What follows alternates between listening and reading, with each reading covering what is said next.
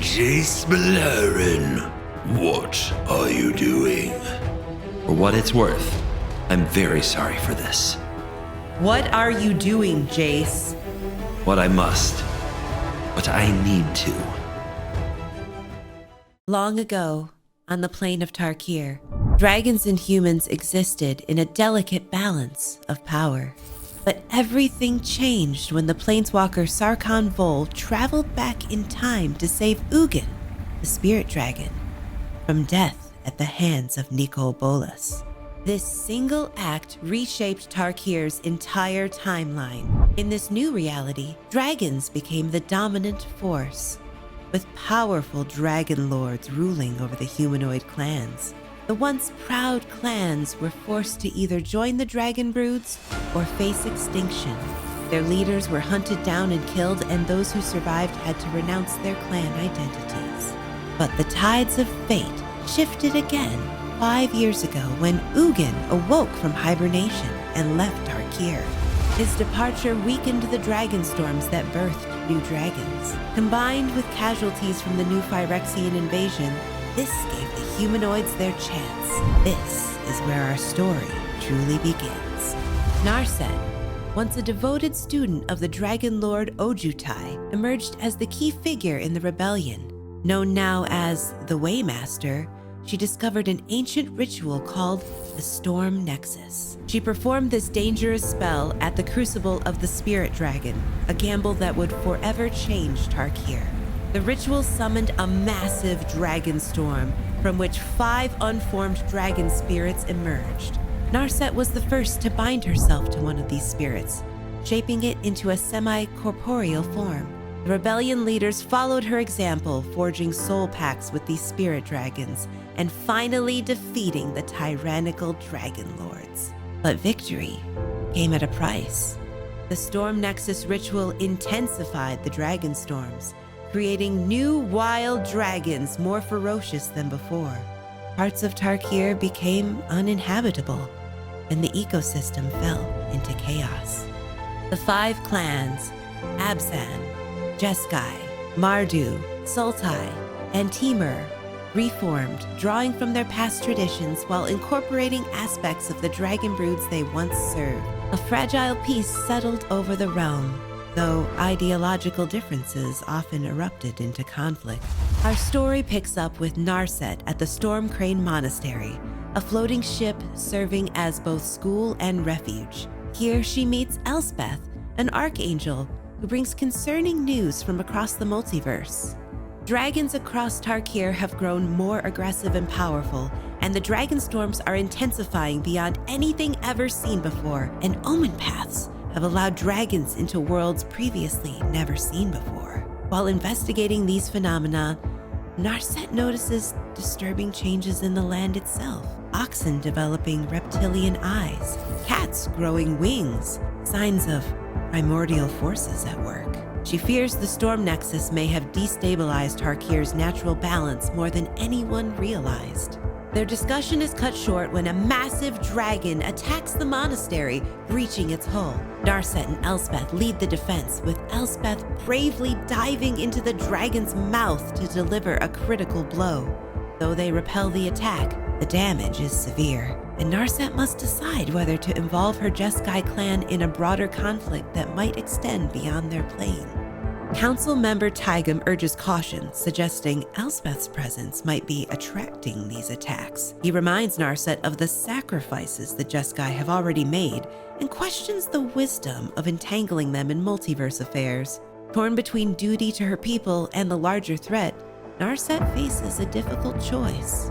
Seeking answers, Narset and Elspeth journey to the Crucible of the Spirit Dragon, the site where the Storm Nexus ritual was performed. There they discover hedrons, magical structures used to bind powerful entities floating in a rift. Each contains a fragment of Ugin's life force, taught to Narset by the Spirit Dragon himself. At the Crucible, they encounter a familiar face with dark intentions. Sarkhan Vol, once a planeswalker, but now disparked and struggling to transform into his dragon form. Obsessed with dragons, Sarkhan believes Tarkir's storms will unleash more dragons across the multiverse, a vision he embraces with fanatical zeal. His confrontation with Elspeth ends in humiliation when she physically subdues him after he attacks her. Sarkhan, burning with rage, performs a gruesome ritual with Taigam. He extracts and consumes a young dragon's heart, hoping to restore his connection to dragons and possibly regain his planeswalker spark. The ritual grants him temporary power, but ends up corrupting him. Ajani is the first to see Sarkhan's new form take to the skies and alerts Elspeth and Narset, but refuses to go along to help, filled with self-loathing from his role in the Phyrexian War. Narset and Elspeth continue their investigation into the heart of the Dragonstorms. They search a mysterious temple rumored to hold the key to controlling the storms. After a perilous journey, they discover an ancient structure unlike anything Narset has ever studied. Its architecture and symbols completely unfamiliar. Their exploration is interrupted by an unexpected arrival. Jace Beleren showing up yet again in another MTG expansion, with loot of course. As we learn through flashbacks, Vraska grows increasingly concerned about Jace's exploitation of loot, which seems to cause the young creature distress. Despite her pleas for Jace to abandon his plans and find happiness together as a family, he refuses, insisting he's doing what's necessary. Back in the present, Narset, Elspeth, and Jace find themselves trapped in a surreal Escher-like dimension connected to the Dragonstorms.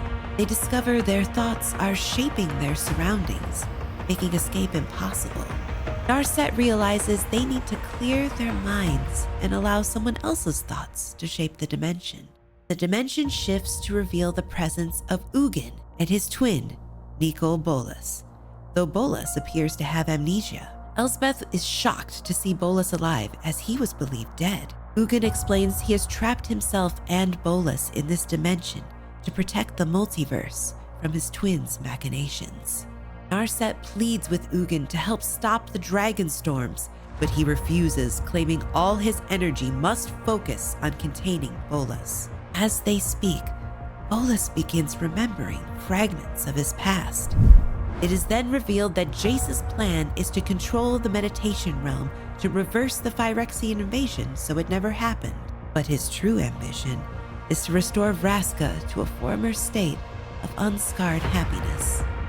However, Jace overestimates his own ability and collapses the meditation realm instead.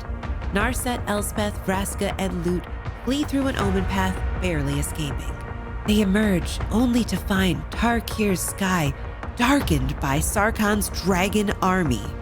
Having gained control of the wild dragon, Sarkhan has set his sights on the temple within the Dragonstorm, believing it threatens his plans.